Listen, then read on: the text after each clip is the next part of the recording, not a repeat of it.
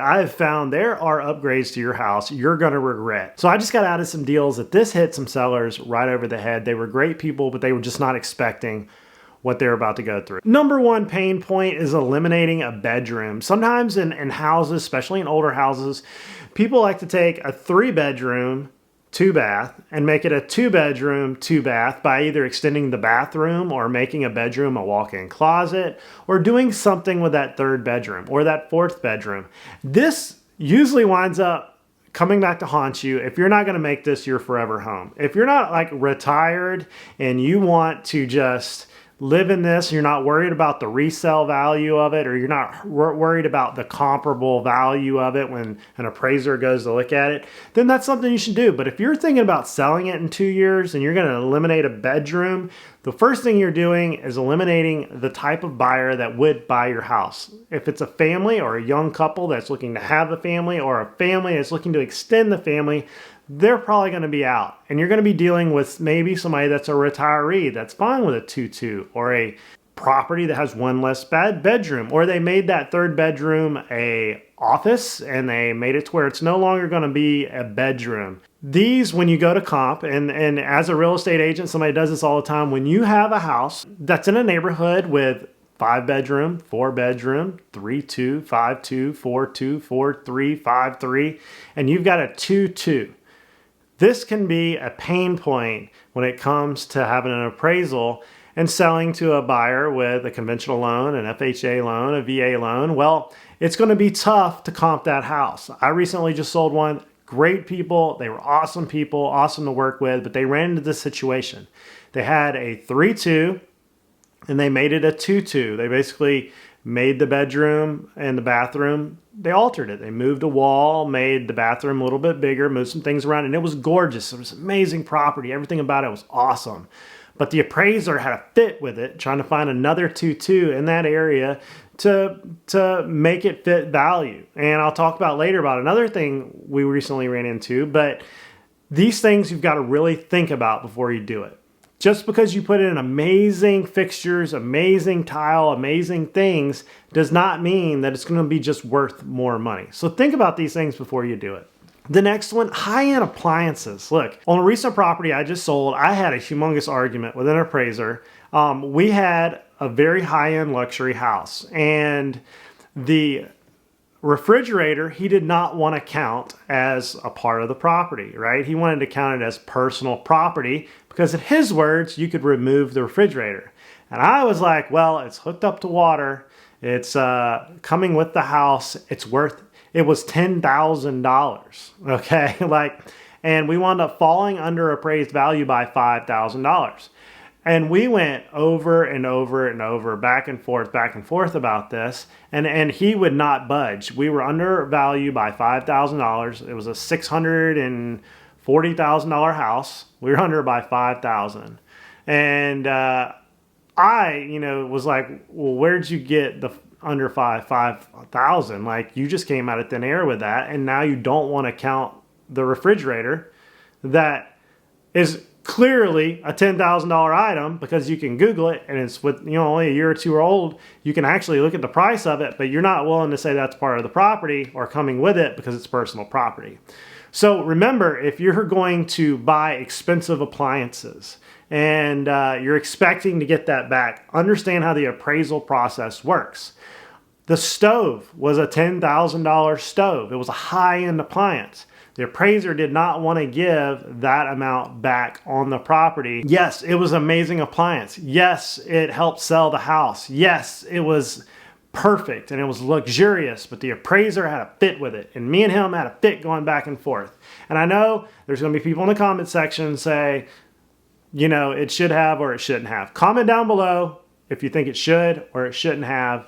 And let me know what you think. But in the end, whether you're right or wrong, it's whatever the appraiser decides to do. And yes, you can dispute it a million ways from Sunday, but it's really hard to fix a bad appraisal. It takes time, it takes effort, and sometimes it's better just to renegotiate some terms of some other things, and maybe it comes out in the wash. So remember, high-end appliances can be a trap. Make sure the appliances match the house. Luxury appliances, luxury house, not luxury house, luxury appliances.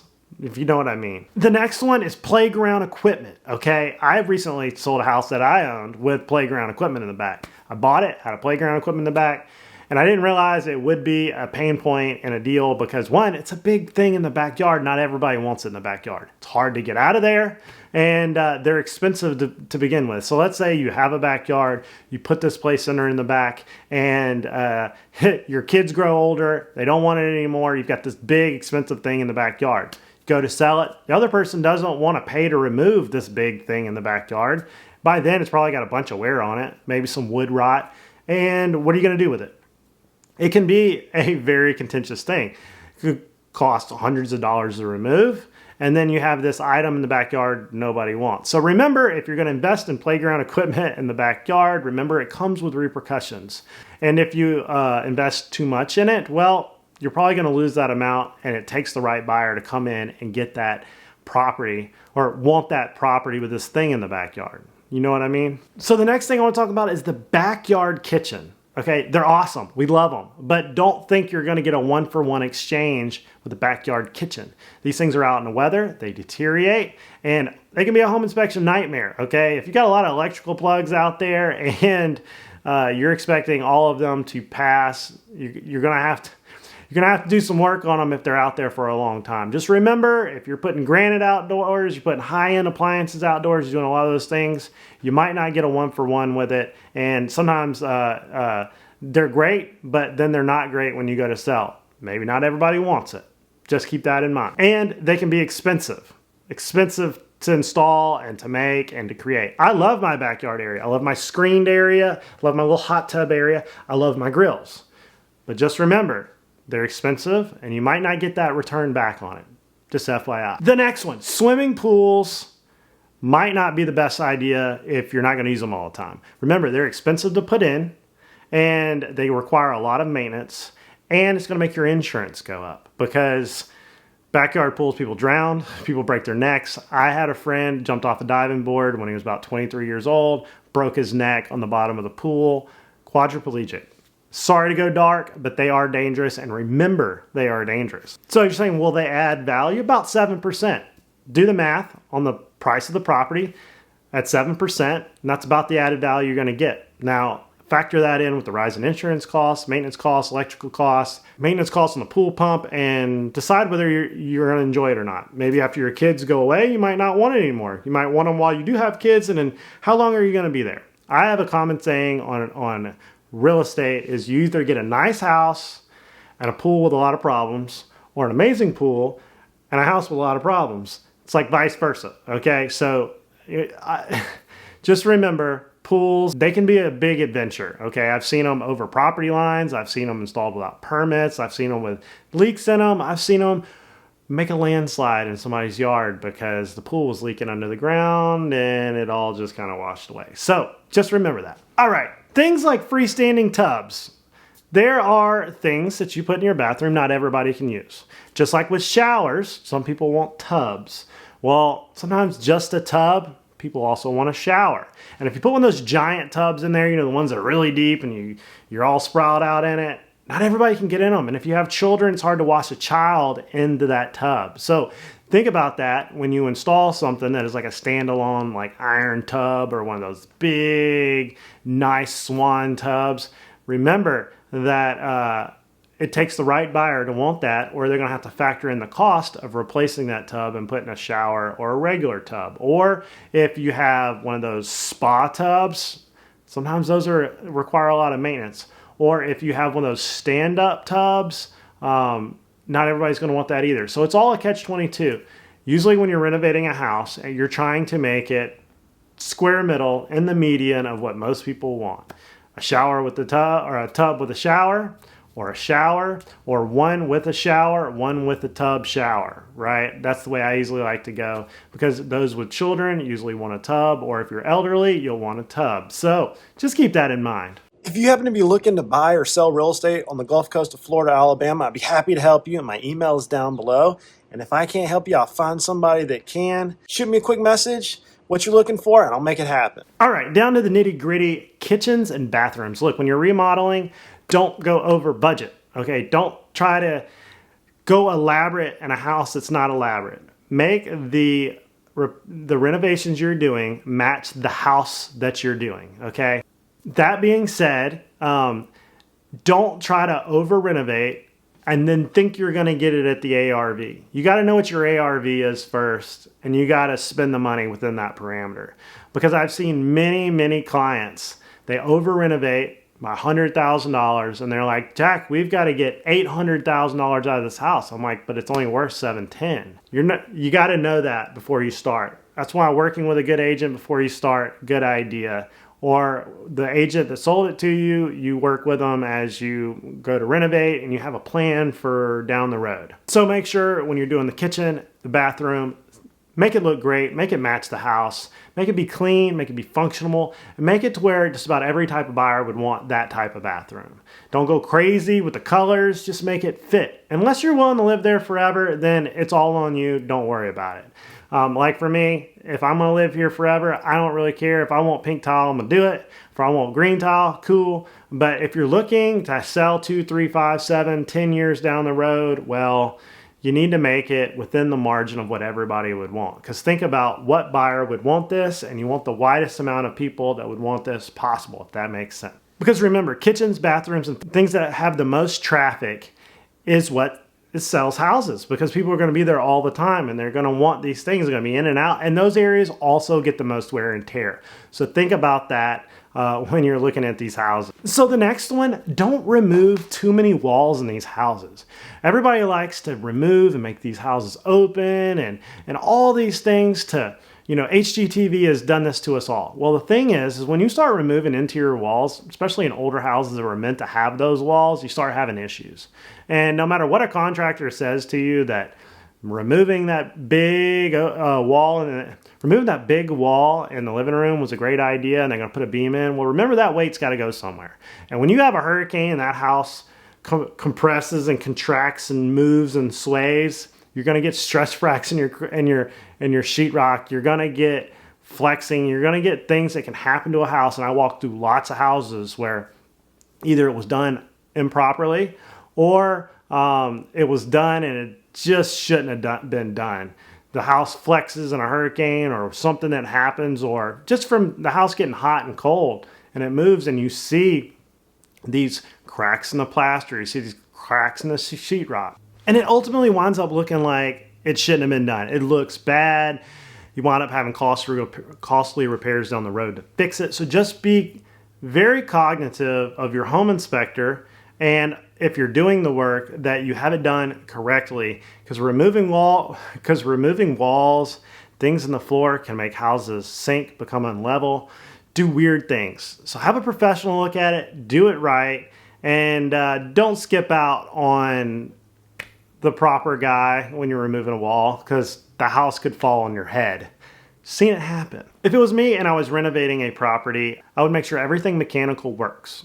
4-point, your electrical, your plumbing, your hot water heater, your HVAC, everything within the mechanical functions of your house is correct. Your wiring is good, plumbing's good, sewer's good, septic tank's good.